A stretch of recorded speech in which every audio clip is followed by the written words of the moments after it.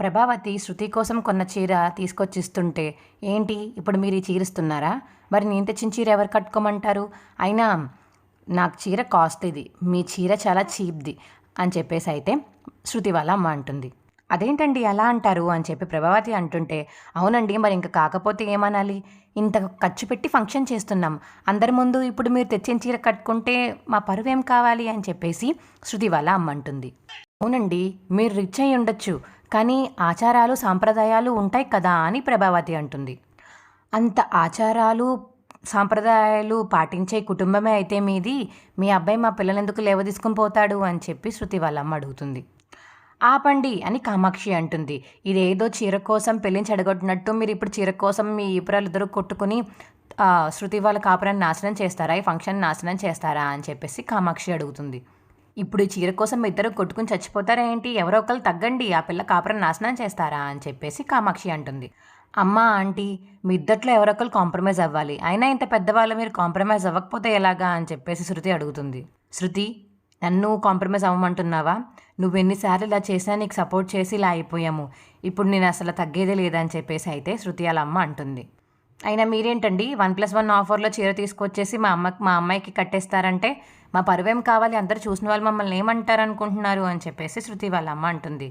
అంటే ఇప్పుడు మీ ఉద్దేశం నాసి రకం చీర? ఓహో, ఇంతసేపు మీరు అన్నది మీ ముచ్చట తీర్చుకోవడానికి కాదనమాట. అయితే నేను తెచ్చిన చీర నాసిరకం చీర అని చెప్పేసి మేము లేనోళ్ళమని చెప్పేసి ఇలా అంటున్నారు కదా అని చెప్పేసి ప్రభావతి అంటుంది. మీరు తెచ్చిన చీర కట్టించుకోండి, నేను మా రవిని తీసుకుని ఇంటికి వెళ్ళిపోతాం, ఫంక్షన్ లేదు ఏమీ లేదు అని చెప్పి ప్రభావతి వెళ్ళబోతుంటే, అబ్బా స్టాప్ ఇడ్ అని చెప్పేసి శృతి అరుస్తుంది. ఆఫ్టర్ ఆల్ ఒక చీర కోసం నన్ను రవిని విడదీసేలా ఉన్నారే మీ ఇద్దరు. అసలు మీరు పెద్దవాళ్ళైనా, ఒక్కరికైనా కాంప్రమైజ్ అవ్వాలని అనిపించట్లేదా? అసలు ఓపిక లేదా మీ ఇద్దరికి? ఏముంది, ఒక చీర కట్టుకుంటే ఇంకో చీర పక్కన పెడితే ఏమైంది ఇప్పుడు అని చెప్పి శృతి అంటుంది.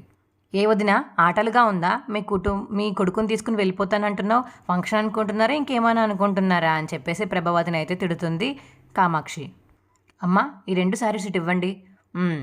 అమ్మ నేను ఆంటీ తెచ్చిన చీరే కట్టుకుంటాను, ఎందుకంటే ఇది కంఫర్టబుల్గా ఉంటుంది అని చెప్పేసి అయితే శృతి అంటుంది.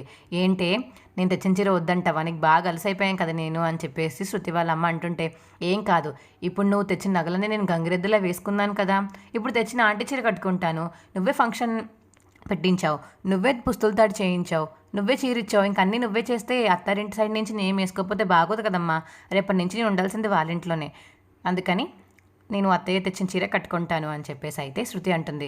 అబ్బా నా బంగారు తల్లివే, నువ్వు సమన్యాయం చేశావు, నా తెలివితేటలు వచ్చినాయి నీకు అని చెప్పేసి ప్రభావతి అంటుంది. నీ కోసం ఇంత ఖర్చు పెట్టి ఫంక్షన్ చేస్తుంటే ఇలా చేస్తావా నువ్వు అని చెప్పి శృతి వాళ్ళ అమ్మ అంటుంటే, ఏంటమ్మా నువ్వు వస్తామా, నువ్వు ఫంక్షన్కి ఖర్చు పెట్టాను అంటున్నావు, నువ్వు నా కోసం చేసే ఫంక్షన్కి ఇలా ఖర్చు పెడతావని లెక్కలు వేసుకుంటావని తెలిస్తే నేను అసలు ఈ ఫంక్షన్కి ఒప్పుకునేదాన్నే కాదు అని చెప్పి శృతి అంటుంది. సరేనమ్మా నువ్వు ఆ చీరే కట్టుకో అని చెప్పేసి అయితే శృతి వాళ్ళ అమ్మ అంటుంది. థ్యాంక్స్ మమ్మీ అని చెప్పేసి ఇంకా శృతి హ్యాపీగా ఫీల్ అవుతుంది.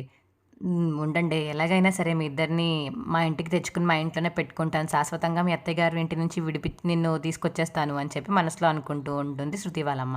బయట మీనా బాలు అయితే డబ్బులమ్మ తెచ్చిన చీర వాళ్ళ అమ్మగారు తెచ్చిన చీర కట్టుకుంటుందా, మా అమ్మ తెచ్చిన చీర కట్టుకుంటుందో నాకు టెన్షన్గా ఉంది, కొంచెం నువ్వు వెళ్ళి చూడొచ్చు కదా అని చెప్పేసి అయితే బాలు అయితే అంటాడు.